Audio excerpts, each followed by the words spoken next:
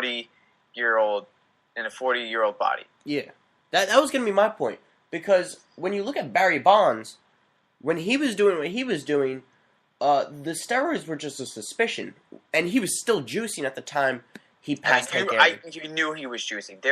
If you look at him his rookie year when he was on the Pirates, and you look at him in the Giants, a few 06, 07, I mean, dude was like skinnier than the stick, and then got so big and lost. I don't know if he had hair. I don't remember, but like you could tell he was taking some. Yeah, but the thing is, he passed Babe Ruth. He passed Hank Aaron. He was still juicing. A-Rod's been clean for a while. And I think, and correct me if I'm wrong here, A-Rod never failed the drug test. So if he had just, paid cash, he would be in the clear right now. If they didn't find his name on anything, he'd be fine. Of course, it doesn't help that he paid off his cousin or whatever, and then spit on the floor. I don't even know what the deal with that is. But from your perspective, I know you're a Mets fan, but is there any sympathy whatsoever for A-Rod? Yeah, I wouldn't say respect. I've always appreciated A-Rod for, his talent and how good he really is. I mean, this is a guy who, I looked at his stats. I was just curious. I looked at his stats a few days ago, and his stretch ended his career with Seattle. The Rangers, that mess, and then going with the Yankees, and he consistently. I mean, if he did take steroids, then wow, because I wouldn't be surprised. But he consistently had 40 home run season. He had 40, 30, 38, 42, consistent 40 home run seasons, which is, it's amazing. I mean, it really is astounding, and you're not going to see that. I don't know if we'll ever see that. I don't think Giancarlo Stanton can do what he did. I don't think. Oh, definitely not. No, I can't see that happening. I'm trying to think of home run hitters right now. I can't see Nelson Cruz. Nelson Cruz is killing it, but I don't know if he could do what A-Rod did during that stretch. And A-Rod is also hitting like 280 too. He wasn't hitting like, wasn't like, I'm trying to think. Big Papi would be a guy who would have like 35 home runs, but also Big Papi like juiced too, though. I mean, you can't even pick a guy who didn't juice. Yeah, A-Rod was hitting like 280.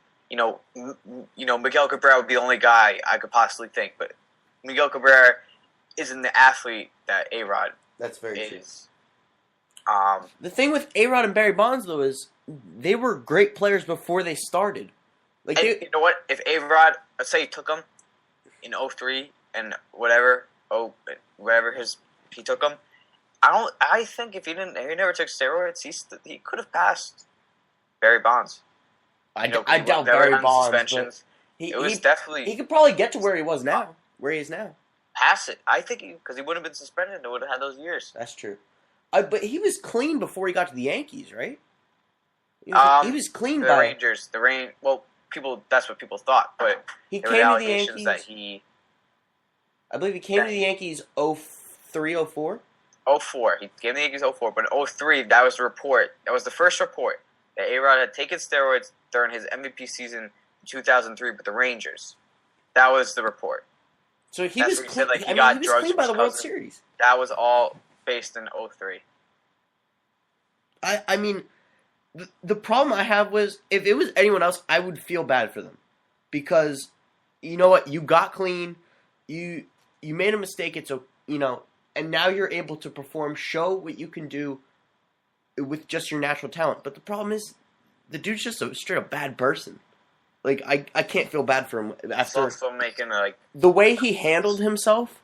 He's also making at least like 300 million. Yeah.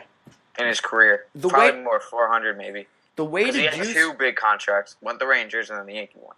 The way to juice and get away with it, you just got to take the page out of Jason Giambi's book. You got to juice, then get caught, apologize, but not say what you're apologizing for, and then everyone loves you.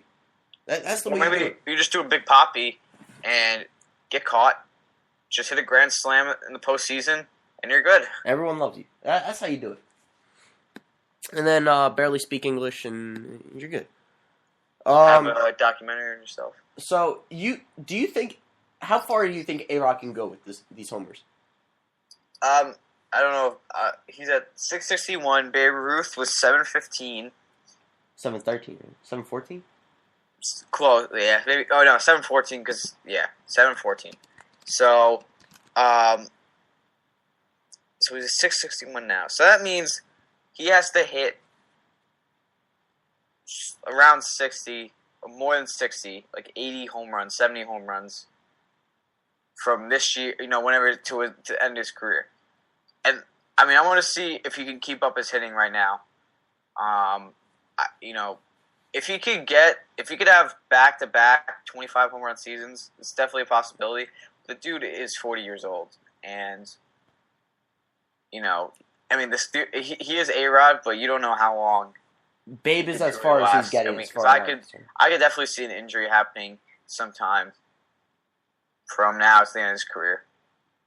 I don't know if I could see him playing a full 162 game seasons, which I think that's what he has to do in order to have a chance. Because I don't think he's passing Bonds. Oh, no chance. I don't think he's passing Aaron. If he gets to 700, he missed basically 2 years of baseball. If he gets to 700, which I don't even know if he will. It's tough. It's not Babe easy. is at the absolute farthest he's going. There's no way he even touches Aaron. Do I even dare ask the Hall of Fame question? He makes Hall of Fame. I think I would vote for him. If I was a writer, I'd vote for him. I don't know if because they're standing so hard on this whole steroid issue. I don't think they're gonna do it. I think a lot of writers say, "Oh, because you lied about it." Everyone lied about it. Rafael Palmeiro pointed the finger at the judge, and you were so sure that he never touched a needle in his life. The man didn't even get a flu shot, and then you figure out all this. The only person that I can say definitively that I've ever seen play, like in that era, is Jim Thome. That's the only man I believe. And who talks about Jim Thome? I'm pretty much the only one who talks about Jim Thome ever. Jim Thome had a really quiet career. For a 600 home run dude, his career was quiet. Oh, you know what? Wait, let me take that back. I believe Craig Biggio. I believe Jim Thome. I believe Jeter. Did Jeff Bagwell get accused?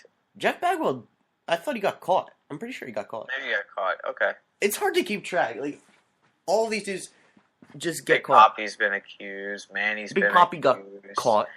Pujols hasn't been accused. Yeah, Actually, no, but there's no chance I believe him. I don't believe Pujols. I think Ryan Howard definitely took him. Yeah, I think Ryan Howard. There's no way he didn't.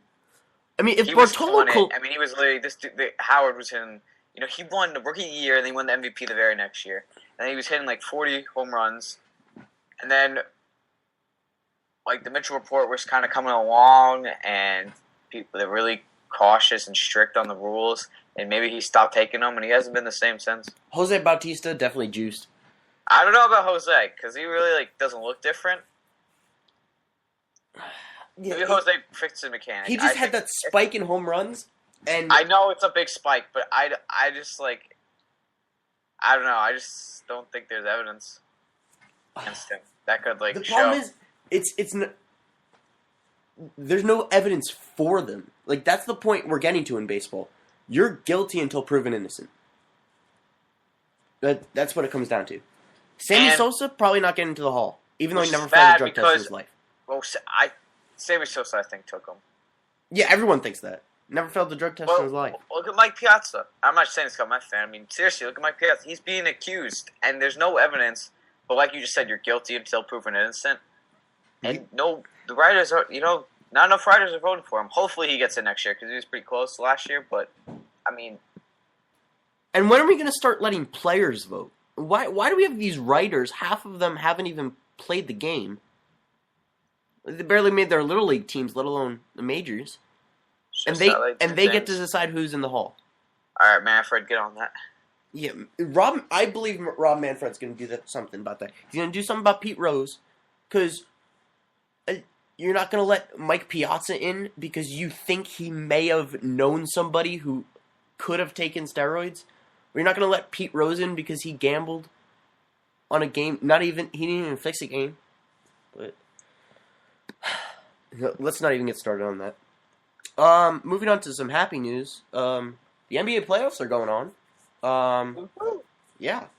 The Warriors facing the Grizzlies. That's pretty exciting. It's going to be a good series. I like that series. We have the Hawks and the Wizards. The Wizards are up 2-1 in the Hawks without John Wall. Paul Pierce hit a buzzer beater today, right? He banked it, too. He said he called the bank. Of course. I'm trying to think what other matchup. Like, I feel Cavs really... Bulls. Cavs Bulls. Derrick Rose last night. Good game and getting heated. And D-Rose, that was a lucky shot. You know that was lucky. Don't tell me D-Rose is a god because of that shot. Honestly, that was such a lucky shot. You have no idea. That was chuck up, bank in. You know, you see that in the backyard or in your driveway. You know, don't see an NBA game. Okay. And finally, so we said Clippers, Rockets. Clippers. Which is also another good series. Austin Rivers making his father proud, scoring 25 last night. JJ Redick, man. JJ Redick was on fire. The Duke Clippers. Now, all right, so you want to just do the series by series? Should we do it that way? Hawks, Wizards? Okay. Hawks, Wizards. I think the Wizards win. The Hawks, it's getting to a point now where, you know, because I kind of thought about this, and I think this makes sense. Hawks, you know, in the regular season, you play a team once, right? And then you move on to the next team. And you just play team after team, you know. Yeah. After team. So you're not really concentrating on one team for a certain period of time. Or, you know, you do it over stretches. Or you do it, you know, I'll focus on them now, then in 2 weeks when we play them again, I'll focus on them. You know, the playoffs, you know, you have to beat them. You need to find out every way you possibly can to beat the team you're against. And you're going to do it, and you got to get 4 wins. And I think what the problem is, though, is since they don't have a superstar, you know, coaches and scouts and teams can find out ways to stop certain players and figure things out. Because there's no superstar, so maybe it's not necessarily talent, but coaching, and they're figuring out how to stop the Hawks. I forget his name now. The Hawks coaches' tactics. You know, I think it's kind of like that. You know what I mean? Like, yeah, it's not. It's just they have more time to focus on the team, and I think, you know, that is what's going to hurt the Hawks because they don't have a star, and you almost need a star now in the NBA. You need a star if you want to go far. And I think that their luck, I wouldn't say luck, but their strategy is going to cut short. Either they might barely get out of this series, but I don't think they have a shot at the finals. So you're taking the Hawks? If they keep Hawks? playing like the way they are. But I got the Wizards, okay. But if they do squeeze one, like go to Game 7 and win, I don't think they have a shot in the Eastern Conference Final, whether it's the Cavs or the Bulls. Because the Bulls, Tom Thibodeau is going to eat the Hawks apart. He will eat them apart. And LeBron, I mean, they have Cavs and LeBron. We both said this in the beginning of the season. Actually, all 3 of us, CB included, we all said this in the beginning of the season. The only 2 teams that even have a shot in the East are the Cavs and the Bulls. And they're playing against each other right now. Yeah, that's the truth. Look, anyone could have won the number 1 seed in the East. The Nets made the playoffs, and there were 4 teams in the West that didn't make the playoffs that had a better record than the Nets. That's how terrible the East is. At one point in the towards the end of the regular season, I think it was the Mavericks. The Mavericks had to win. If they won a game, they were going to be like the 3 seed. If they lost, they dropped down to the 7 seed. And they clinched it either way. It was ridiculous. Same with the Trailblazers? No. Yeah. No. Who was the team? Yeah, Trailblazers were the 3 seed this year. I picked them to win the West. I'm regretting that now. Yep. Not one of my finest moments. That series really told me something about Damian Lillard. Like because you know we don't really watch him in Jersey because it's in Oregon, but that's where Portland. Lillard just kind of chucks a lot, and if he's making them, then he's making them, and if he's not, then team's screwed. All right, so especially with